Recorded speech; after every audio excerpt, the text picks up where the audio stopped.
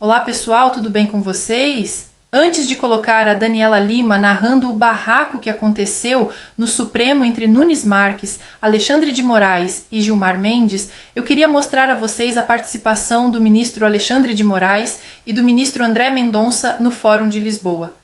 Vejam como Moraes reforça seu discurso autoritário, pedindo censura às redes sociais e utilizando muletas como racismo e violência, fingindo que esses crimes já não são punidos pelas leis em vigor atualmente. Na contramão do ministro, André Mendonça afirmou que é necessário reavaliar o papel do Supremo, que deveria ser o de fazer valer a Constituição e não agir como um tribunal que julga crimes de pessoas comuns ou legisla sobre temas do Congresso. As redes sociais realizaram uma lavagem cerebral nas pessoas para querer dizer que o que elas fazem é liberdade de expressão. Nós jamais podemos confundir liberdade de expressão com liberdade de agressão, com liberdade para insultos, para liberdade para o discurso de ódio, para o racismo, para a misoginia. Alguma coisa está errada nessa, eu diria, liberdade total de praticar atividades ilícitas, utilizando a liberdade de expressão como escudo protetivo para ganhar dinheiro de um lado, porque, infelizmente, essas notícias, discursos de ódio, imagens que chocam, geram muito mais monetização, para ganhar dinheiro e para induzir politicamente as pessoas. Nunca na história também da humanidade, tanto poder econômico e político esteve tão concentrado na mão de pouquíssimas pessoas. E a democracia acabou porque rádio, televisão tem uma regulamentação. A liberdade de expressão não existe. É possível alguém ir num programa de televisão, em qualquer lugar do mundo, e esquartejar uma pessoa ao vivo? Obviamente, pessoas de bom senso, pessoas de boa fé, não podem permitir que isso continue. Então, a discussão começa a partir, ao meu ver, dessa fixação. É impossível que continuem como estão. A partir daí, as pessoas de boa fé, de bom senso, vão discutir quais são os limites, o que pode, o que deve, como pode ser. E isso, obviamente, está sempre em evolução. Porque, desde que o mundo é mundo, absolutamente nenhuma atividade econômica que repercute em milhões, e no caso bilhões de pessoas, deixou de ser regulamentada. É uma falácia dizer que não é possível a regulamentação. Podemos nos fazer de estudos para isso, ou nós podemos fazer uma autocrítica, uma análise e tentar melhorar para o futuro. Eu acho que esse é o papel da democracia. Portanto, eu tenho certeza que, em função desse quadro, no futuro, nós teremos, se não hoje, mas a partir desse quadro, discussões em pelo menos 3 ordens. Em primeiro lugar, foi tratado aqui ontem a necessidade de uma reforma administrativa no nosso país.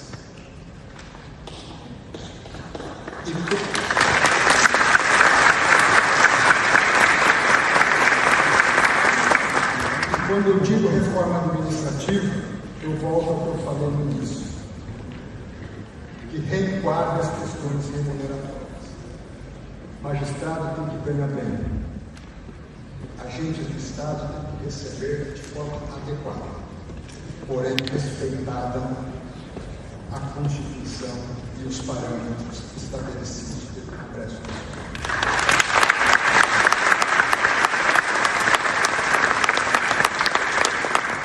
Segundo ponto, a necessidade mais profunda do que uma reforma administrativa uma avaliação mais adequada, mais segura do papel de cada instituição. Isso envolve executivo, isso envolve legislativo, isso envolve judiciário. Onde nessa discussão não são as instituições em si quem tem que ganhar ou quem pode perder, mas é o Estado brasileiro e é o povo brasileiro. No âmbito do judiciário, uma reflexão sobre as causas do excesso de judicialização. Na minha análise, uma reflexão mais profunda sobre o rol de legitimados para propor ações diretamente perante o Supremo Tribunal Federal. Se nós formos comparar com outros países, como a Alemanha, Espanha, dentre outros exemplos, nós temos um rol, eu diria, melhor estruturado, onde se demanda um maior grau de representatividade social para que haja uma discussão imediata perante o Poder Judiciário. Em segundo lugar, penso que avaliar o papel do Supremo Tribunal Federal como a sua função que eu reputo mais essencial, ser a Corte de Defesa das Garantias e dos Direitos Fundamentais. Isso envolve, talvez, repensarmos a competência originária do Supremo Tribunal Federal para processar e julgar crimes. Penso que o papel primeiro do Supremo Tribunal Federal é garantir a defesa de um justo processo. E a sistemática do juiz das garantias, para mim, é emblemática. O juiz que faz um processo investigativo não é o que julga. E o que revisa o julgado não é o mesmo, é o outro. São os mecanismos de freios e contrapesos internos dentro do próprio sistema de justiça. Agora sim, vamos acompanhar o barraco no Supremo, narrado pela Daniela Lima, que, como sempre, já moldou a narrativa a favor dos ministros que apoiam a censura e a esquerda, justamente aqueles com quem ela mantém contato diário pelo WhatsApp. Percebam como ela explica a briga, colocando o ministro Nunes Marques como vilão e Gilmar Mendes como o guardião da lei e da verdade. Trago para vocês um bastidor inédito sobre essa reunião, que, na verdade, não é essa, né? Essa foi a pública.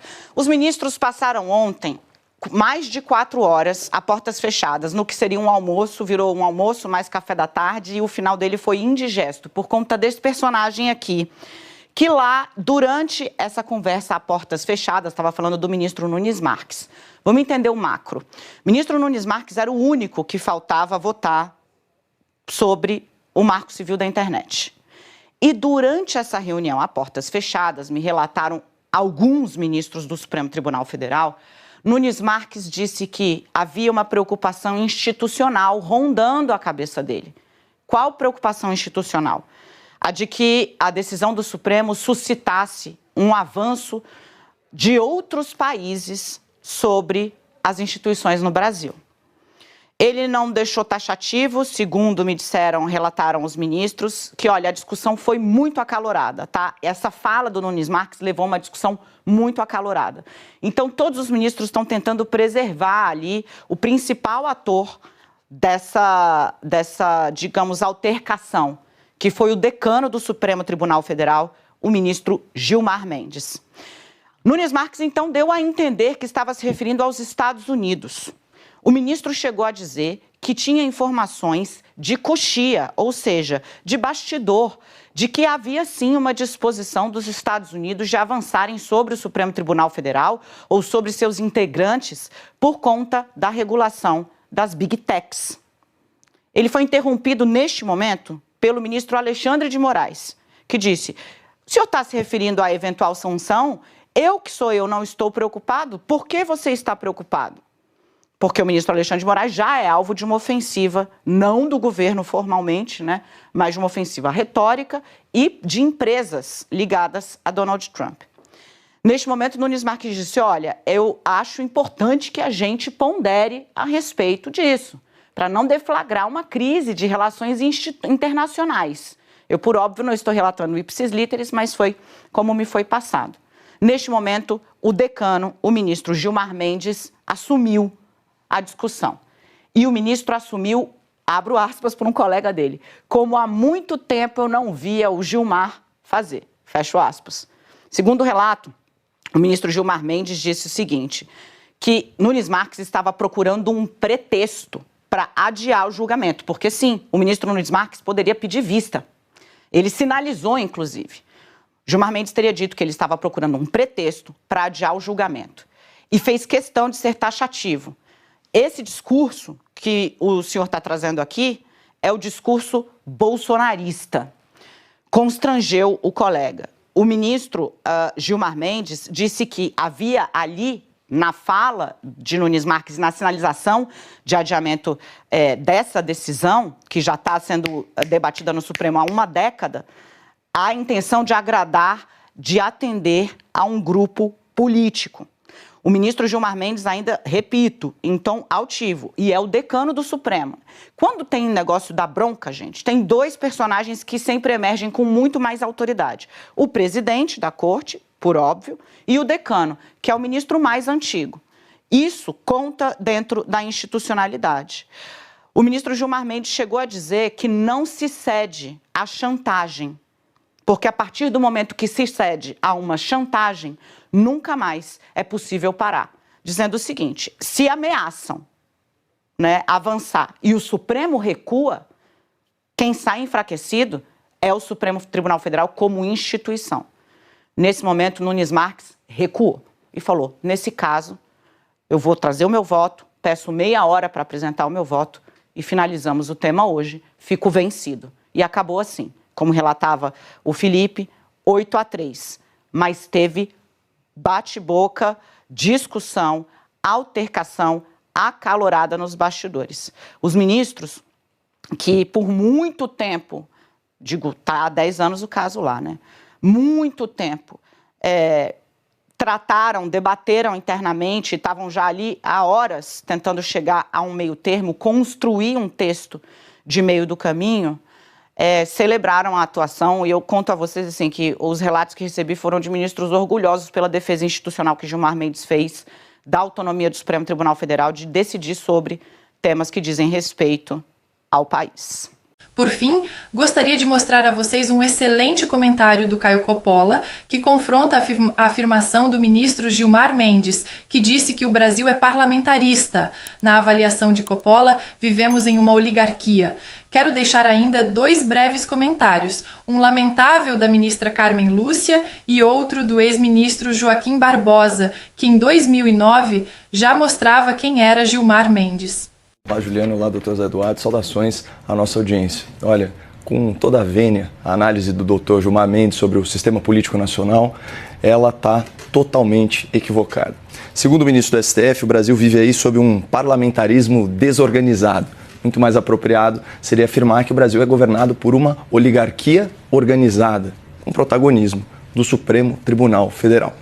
Segundo a definição mais popular, oligarquia é o sistema no qual o poder é exercido por um pequeno grupo de pessoas, geralmente pertencentes à mesma classe ou ao mesmo grupo político. E na oligarquia é esse grupelho que controla as decisões políticas e econômicas, muitas vezes em detrimento dos interesses da maioria da população. Ah, Coppola, então você está afirmando que o STF se transformou num poder político que decide contra a vontade do povo? De jeito nenhum. Quem disse isso, com todas as letras, em mais de uma ocasião, foi o ministro Luiz Roberto Barroso, presidente do tribunal, que reconhece essa politização da justiça e vê isso com uma aparente naturalidade. Aspas, o judiciário deixou de ser um departamento técnico especializado e passou a ser um poder político na vida brasileira. Essa constatação do ministro contrasta um pouco com a definição democrática de poder político que, segundo a nossa Constituição, emana do povo, não dos tribunais.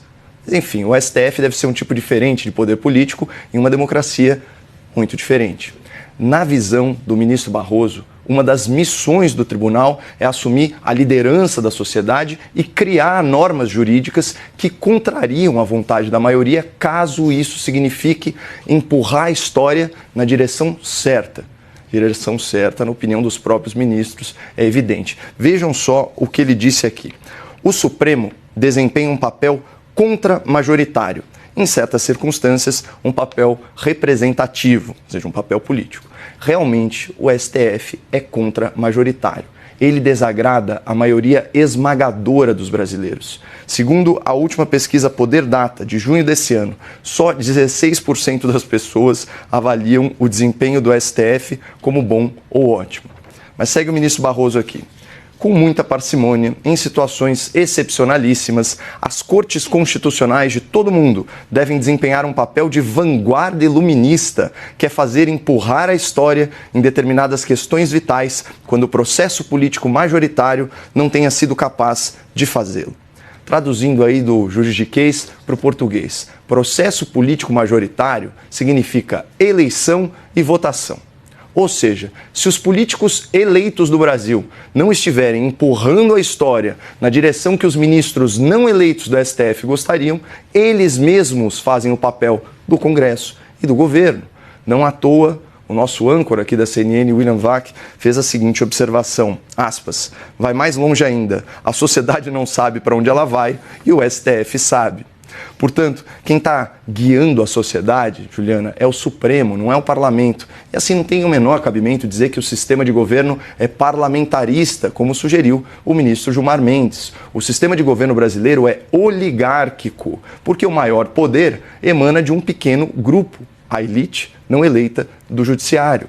Uma elite que, conforme a sua conveniência, assume papel político, mesmo que isso contrarie a vontade da maioria do povo. Por isso que os ministros do Supremo promovem a legalização do aborto, a descriminalização das drogas e a soltura de criminosos em massa. Eles acham que é papel deles empurrar a história. E, aparentemente, ladeira abaixo. Antes de comentar o vídeo, eu queria deixar um recadinho. O YouTube me ofereceu uma parceria, que é um clube de membros do canal. Para aqueles que quiserem ajudar o meu trabalho, são 3 planos de membros. Eu coloquei os mais baratos possíveis. Os valores são R$ 3, 7 e 15 reais, dependendo do que vocês escolherem. E tem umas coisinhas como um símbolo ao lado do nome, emojis e destaque nos comentários. Enfim, não é nenhuma obrigação. E se estiverem em situação difícil, como acredito que a maioria de nós brasileiros está, só um like ou um comentário já ajuda. Eu agradeço de toda forma. A todos que chegaram até aqui, muito obrigada pela confiança. É impressionante como Gilmar Mendes não tem a menor vergonha de sair chamando de bolsonarista todos que o desafiam. Pelo jeito, quase todos eles pensam como o ministro Barroso, que acha que o bolsonarismo tem que ser eliminado. Eles ainda não entenderam que a direita não vai recuar. Nunca mais seremos representados pelos candidatos do Centrão. Caio Coppola foi certeiro ao dizer que esses ministros estão comandando o país como se fôssemos uma oligarquia. Eles se julgam deuses que sabem o que é melhor para a população, independentemente da vontade dela. O que vocês acham, pessoal? Concordam com o Coppola e acham que estamos vivendo uma oligarquia ou acham que Gilmar Mendes tem razão? Comentem aí que responderei o máximo de comentários que eu conseguir. Até o próximo vídeo e que Deus abençoe a todos nós.